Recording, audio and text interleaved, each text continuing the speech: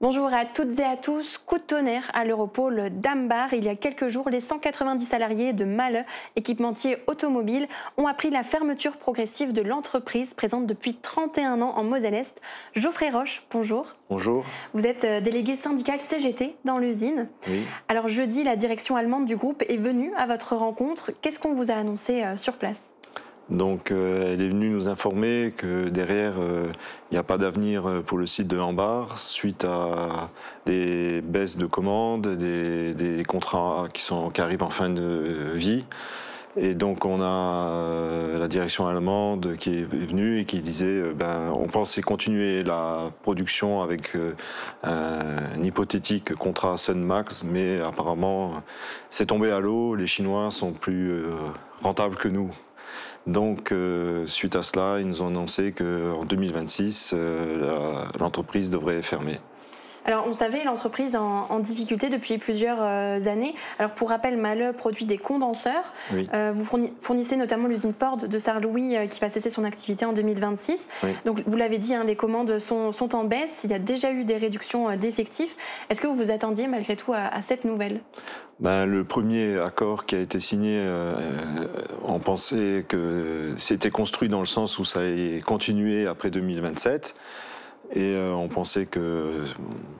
On se doutait quand même qu'il y avait un hic, mais on pensait vraiment que ça allait continuer. Les salariés qui sont restés, pensaient poursuivre une activité salariale chez Mahle Behr. Mais en fin de compte, on voit que c'est pas le cas. Et il y a eu aussi l'arrêt du Audi à Bruxelles qui nous ramenait aussi beaucoup d'argent. Et cette pièce là aussi, donc mis bout à bout, la fin du Stellantis, des produits Renault, Ford Saint-Louis. On va encore en faire un petit peu, mais pour l'Espagne. Tout ça mis bout à bout, donc il resterait que des produits camions. Et ça nous ferait pas, c'est pas faisable, c'est pas viable pour l'entreprise.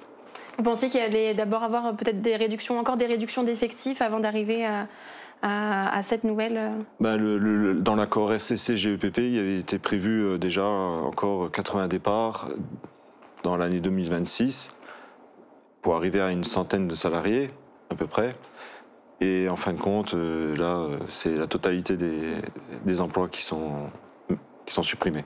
Et donc les raisons avancées sont, entre guillemets, uniquement les baisses des commandes Non, pas tout à fait. Il y a aussi des concurrents nouveaux qui arrivent sur le marché. Par exemple, on pensait avoir la continuité du Ford pour l'Espagne, et où on avait très peu d'investissement à faire puisqu'on avait déjà les machines et tout. Donc on pensait avoir la continuité de ce produit Ford, et en fin de compte, Ford a choisi un fournisseur chinois qui va fabriquer des condenseurs au Maroc. Donc c'est même plus dans les pays de l'Est, c'est maintenant le pourtour méditerranéen de l'Afrique qui gagne des marchés. Alors, il y avait encore 300 salariés début 2024 chez Mahle Behr. Il y a 186 salariés actuellement. Alors, quelles ont été les réactions sur place, justement, de la part des salariés ? On a été un peu choqués, parce que certains pensaient vraiment que ça allait continuer. Donc, on a été un peu choqués. D'autres se sont dit, oui, on s'y attendait, parce qu'on avait fait quand même des études sur les comptes de l'entreprise, et on avait vu qu'avec 100 personnes, c'était pas viable, donc qu'on gagnerait pas d'argent. Donc on se doutait qu'il y avait quand même un hic quelque part. Et puis le produit Sunmax, ils nous mettaient ça devant les yeux, mais c'était que de la poudre aux yeux. Voilà. Et j'imagine beaucoup de tristesse aussi. Il y a des salariés qui sont là depuis le début. Ouais. Il y a des gens qui ont pleuré, il y a des gens qui sont choqués, il y a des gens qui se demandent comment ils vont être classés, surtout que la moyenne d'âge, c'est plus de 50 ans. Donc on a des gens qui ont 25, 30 ans d'ancienneté. Donc ça va être compliqué pour eux de se reclasser, quoi. Donc 2026, ça va arriver malheureusement vite. La production va s'arrêter progressivement. Est-ce que vous avez eu des informations sur la suite pour les prochaines semaines, les prochains mois ? Donc on va commencer les négociations le 3 novembre et devrait se terminer. PSE, oui, on a déjà les documents, on a déjà une base de travail, et devrait se terminer le 3 février. Il y a une première partie des salariés, à peu près 80, qui vont être licenciés courant deuxième trimestre 2026. La troisième partie, la deuxième partie, pardon, ce serait courant troisième trimestre, fin juin, début juillet, dans les environs là. Et après, il resterait une vingtaine de salariés à peu près pour la partie administrative, mais aussi pour le démontage des machines, jusqu'à fin 2026, début 2027.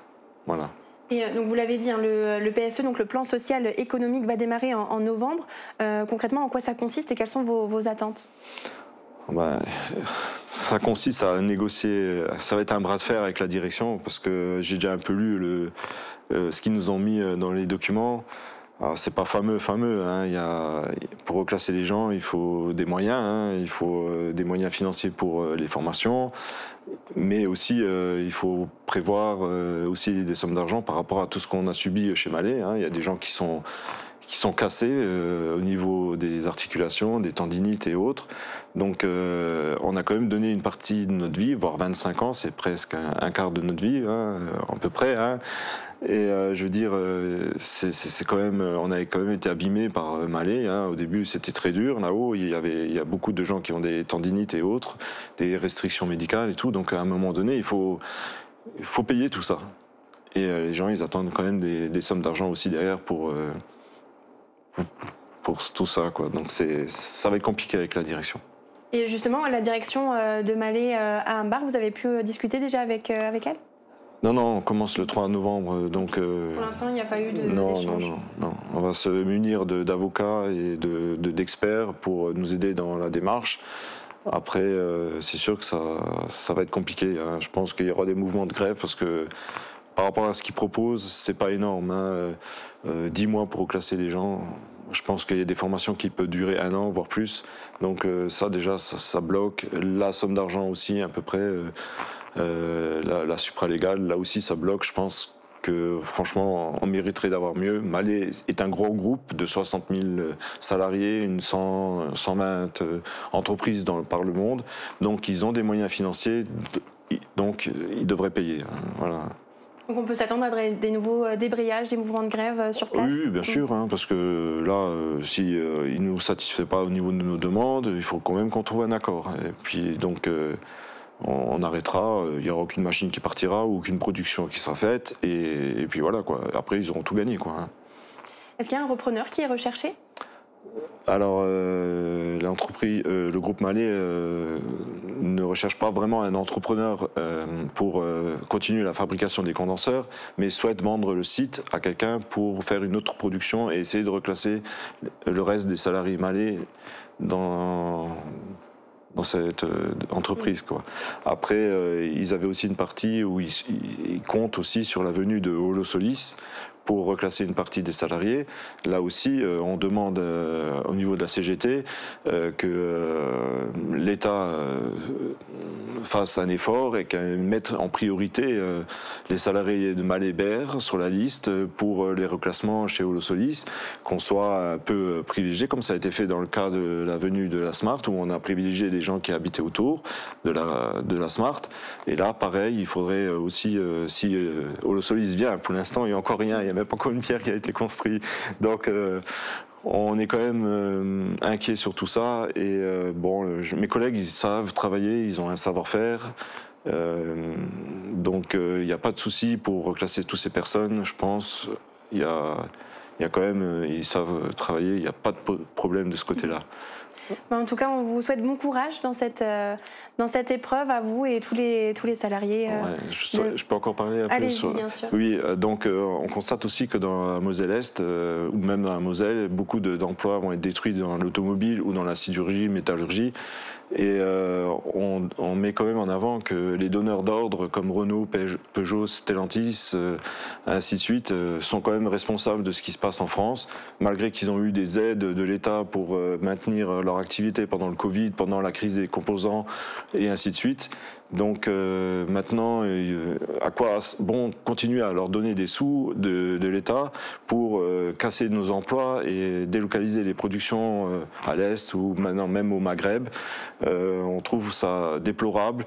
La CGT, elle est quand même sur ce point assez virulente parce que derrière, c'est des familles, c'est des emplois, c'est des régions qui vont se mourir s'il n'y a pas de production production industrielle en France, ben, qu'est-ce qu'on va faire? On va pas vivre que du tourisme, c'est pas possible.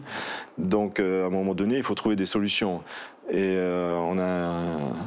on souhaite que l'État maintenant tape un peu sur la table et demande des comptes à toutes ces entreprises pour pouvoir, redresser un peu la barre et éviter des fermetures, comme maintenant il parle de Poissy, on livre aussi une partie Rennes, Sochaux, Mulhouse. Moi je comprends pas déjà qu'on ne maintient pas des productions en France.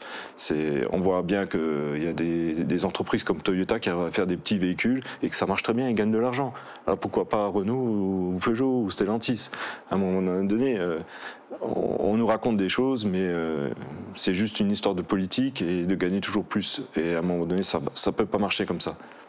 On espère que votre message sera entendu. Ben oui, ils ont quand même, sur la fermeture de Malais, ils ont quand même une responsabilité. Hein. On avait un contrat PSA qui était livré à Sochaux, Mulhouse, Rennes et ainsi de suite, Sevel-Nord dans le Nord et ainsi de suite. Donc, et ce produit il est parti en Pologne, chez Malais. Donc pour nous, c'est quand même incompréhensible. Hein.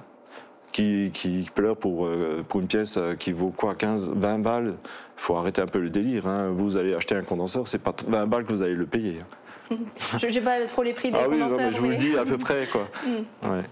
Ben en tout cas, merci pour votre témoignage. Merci d'être venu pour parler de cette mauvaise nouvelle économique pour le secteur. Et un petit mot à mes collègues, il ne faut pas perdre espoir, on se battra avec tous les moyens qu'on aura. Et on ne se laissera pas faire par rapport à la direction. Et il faudra qu'on tienne le coup, et c'est tout. On n'a pas le choix maintenant. C'est la vie, il faut se battre. Bon courage encore une fois à vous et tous vos collègues. Merci d'avoir été avec nous. Et très bonne journée à vous.